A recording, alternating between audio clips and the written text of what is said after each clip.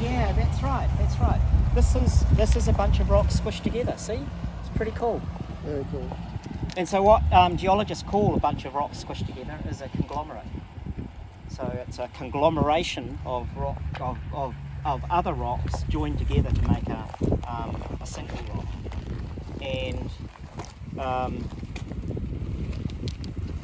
so it's like these are like grains of sand, except they're bigger. And so if it's if the grains of sand are small and you can only barely see them, then we call them those ones. We call them sandstone. That's right.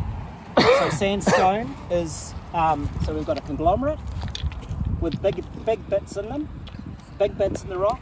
Then we've got a sandstone with small bits in the rock. And then if we can hardly see the grains, it starts off as, oh, what was that? Greywacke, really good, yeah. Or, we'll talk about greywacke in a minute. If you can't see the grains, then the next size down from sand is called mud. Have you heard that word before? Yeah. You didn't realise it was a technical term. Yeah. Yeah. This is, so mud stone, that's right, great. And greywacke is actually a term that you can use for all of these, because a sandstone, greywackes include conglomerate, sandstones and mudstones in some sort of relationship. So you have sandstones layers and mudstone layers and sandstone layers. So these rocks all started off as gravel or sand or mud and then got buried. And they've all come from those rocks. So what does that tell you about those rocks?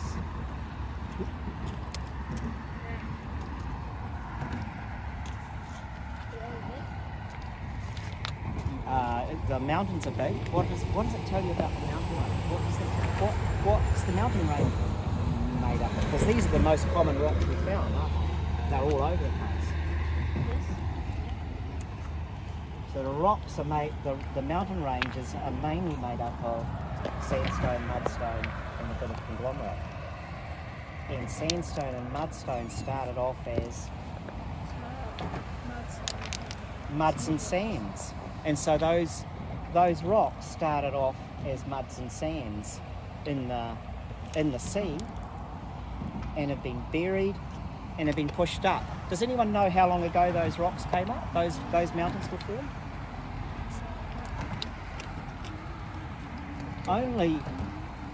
Probably only 1 million years ago, which is hardly any time at all in geological terms. Does anyone know how old New Zealand is? What's that? No, that's how old the Earth is. Yeah, but good. So how much is 4 billion?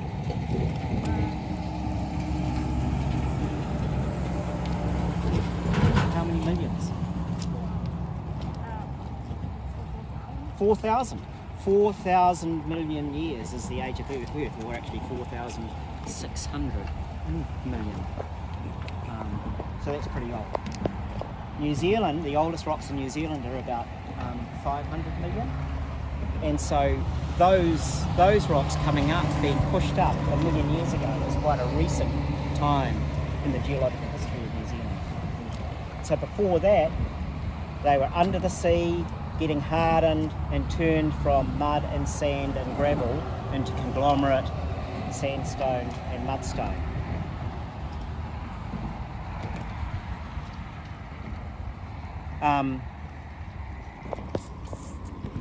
What about these other rocks?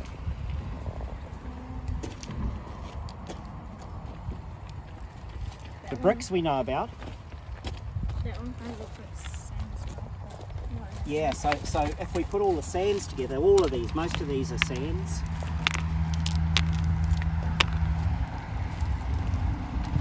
But these ones are different.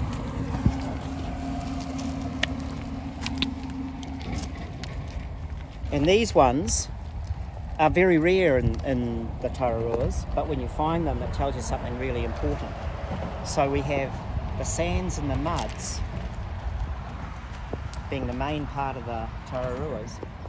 These rocks are deep sea sediments from the ancient ocean. So the sandstones and mudstones are from the land. This is from the ocean, and we can tell that because we can look under a microscope, and we can see that this red rock is made entirely of the shells of ancient marine plankton that fell onto the sea floor and got buried and hardened and turned into rock. When you guys leave, I can show you some 3D images of these microscopic plankton, which are about a third of a millimetre in size. And these plankton, they're called radiolarians, and they've evolved through geological time. They have a geological history that goes back 500 million years. And so the different species that were around at different times are very distinctive.